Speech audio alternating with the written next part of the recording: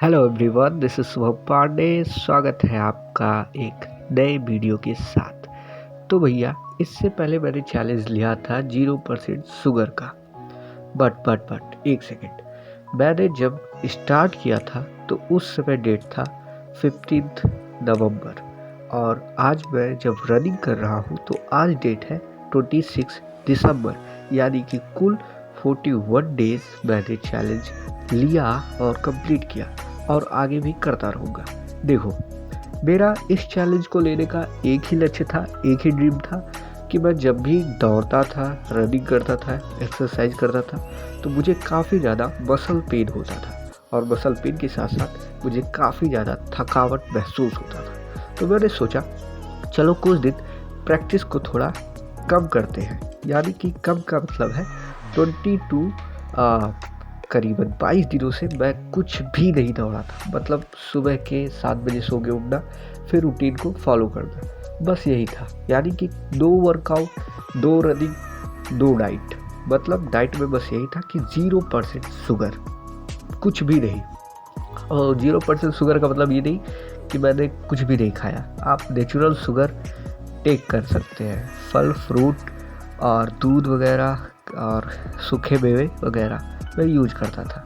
फिलहाल 41 days complete हो चुके हैं। अब देखना ये था क्या प्रिडिक्शन मेरा सही होगा, और प्रिडिक्शन मेरा यही था कि अगर मैं शुगर को छोड़ दूं तो क्या मेरा मसल पेन नहीं होगा, क्या मुझे थकान नहीं लगेगी, या फिर मेरा जो सांस फूलने की आदत है वो क्या कम होगी। तो भाइयों, मैं बता दूं, ये चीज़ बिल्कुल डन थी, वेल प्रूव है। अगर तुम्हें भी दौड़ने के बाद, वर्कआउट के बाद मसल पेन हो रहा है या फिर बहुत ज़्यादा सांसें फूल रही है तुम्हारी, तो मेरी बात मानो, शुगर को छोड़ दो और कुछ दिनों के बाद तुम्हें अल्टीमेट अपने अंदर फ़ायदे दिखना शुरू हो जाएंगे। फिलहाल इस वीडियो में आपको दौड़ने का एक अच्छा फंडा बताऊंगा कि दौड़ते टाइम ब्रीथ कैसे करते हैं। तो लास्ट तक वीडियो के बने रहना। दौड़ने के टाइम सांस ले। फिलहाल मैं माउथ से ब्रीथ करता हूँ, मेरी आदत है। मैं बचपन से मतलब सोता हूँ तब भी मेरे मुंह खुले ही रहते हैं। अल्टीमेट मुझे शुरुआत में इतना ज़्यादा प्रॉब्लम फेस करना पड़ा, इसकी वजह से इतना ज़्यादा प्रॉब्लम फेस करना पड़ा कि भाई मैं क्या ही कहूँ। फिलहाल मैं जब नोज से ब्रीथ करता हूँ तो मुझे जैसे लगता है कि मैं कोई हार्ड वर्क कर रहा हूँ, कोई जॉब कर रहा हूँ, मतलब एक सफोकेशन जैसी फीलिंग आती है। बट जब मैं दौड़ता हूँ तो नोज से ही ब्रीथ करता हूँ। आप अंदर इनहेल करें कुछ सेकंड के लिए, 1 से 2 सेकंड 3 सेकंड के लिए होल्ड करें, फिर आराम से रिलीज़ करें माउथ के थ्रू। आप यही प्रोसेस जो है दोहराते जाए और रन करते जाएं। आपको जब लगे कि ये ज़्यादा इरिटेटेड हो रहा है तो आप माउथ से थोड़ा बहुत सांस ले सकते हैं। फिर उसके बाद शुरू कर दें सेकेंड स्टेप, थर्ड स्टेप। जैसा जैसा आप करेंगे वैसा वैसा आपकी एनर्जी जो है बढ़ती जाएगी आगे। फिलहाल मेरा सेम यही फंडा रहता है। मैं अभी तक बता दूं आपसे कि 45 मिनट्स लगातार दौड़ने का मेरा रिकॉर्ड है। बट ये रिकॉर्ड कहीं भी लिखा नहीं मिलेगा, ये सिर्फ मैं जानता हूँ और मेरे कोच जानते हैं। तो भाई, ये होता है शुगर छोड़ने का फ़ायदा। अब चलो, आपको मैंने टिप्स भी बता दी। अब देखो, तुम्हारा काम क्या है। तुम यार चैनल को सब्सक्राइब करो, लाइक करो और शेयर करो।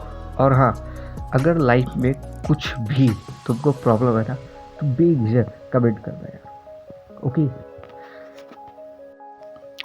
एक भाई हैरान कर देने वाला किस्सा बताऊं। जितना मैं दौड़ा था उतना मेरा कैमरा मैन भी दौड़ा यानी कि मेरे बड़े भैया। मैं भाई परेशान हो गया कि ये बंदा सब कुछ खाता पीता है, ये कैसे दौड़ लेता है भाई। फिर उसके बाद में डिफरेंस मुझे रात को पता चला। सोते टाइम बता रहे, भाई मेरा पैर दर्द कर रहा है यार, पैर दर्द कर रहा है। बट मैं भी उतना ही दौड़ा था, मेरे भैया भी उतना ही दौड़े थे। बट डिफरेंट ये था, एक बड़ा डिफरेंट ये था कि उनको मसल पेन हो रहा था और मुझे ज़रा भी कुछ दिक्कत नहीं हुआ। हालांकि वो एक शिकायत और भी कर रहे थे कि भाई मुझे दिन भर बहुत नींद आ रही थी, बहुत नींद आ रही थी। नींद आने का सीधा फंडा यही होता है कि आप वर्कआउट किए, आपकी बॉडी अब रिलैक्स मांग रही है। और रिलैक्स मांगने का मतलब यही है कि आप कम एनर्जेटिक आदमी है, आपके पास कम पोटेंशियल है। फिलहाल मैं 41 डेज तक बिना शुगर खाए आज मैं जब 22 दिन के बाद दौड़ रहा हूँ बिना किसी प्रैक्टिस के, तब भी मुझे कोई प्रॉब्लम नहीं हो रही थी, कुछ भी नहीं पता चल रहा था। बिना पेन के, बिना सांस फूले सब कुछ एकदम नॉर्मल चल रहा था भाई। ये होता है फायदा शुगर छोड़ने का।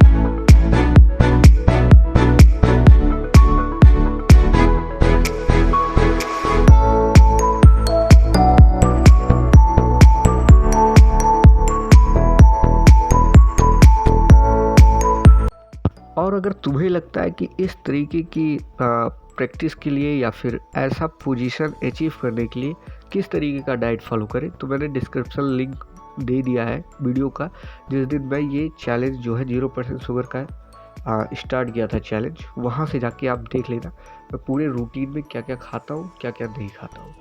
तो आप वहाँ से वो चीज़ परचेज कर सकते हैं। अब चलो कुछ अच्छी बातें बताता हूँ।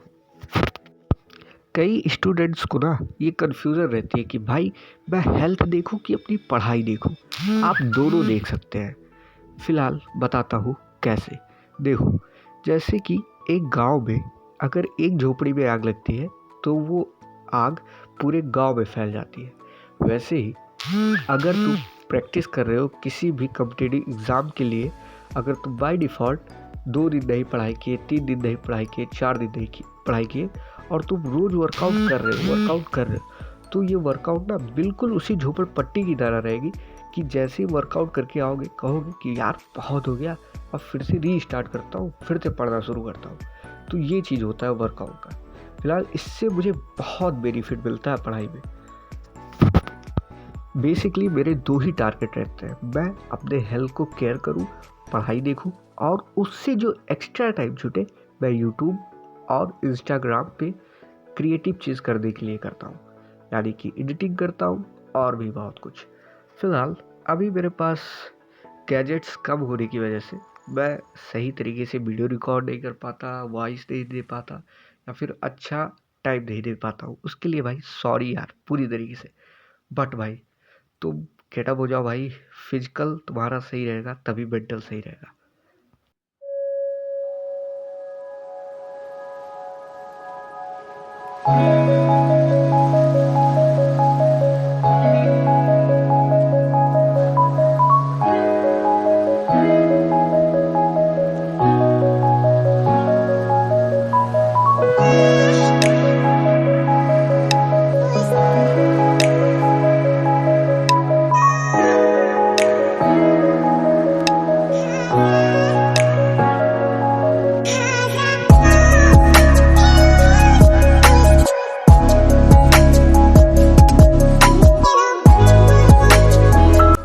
Done 3.1 kilometer without any practice.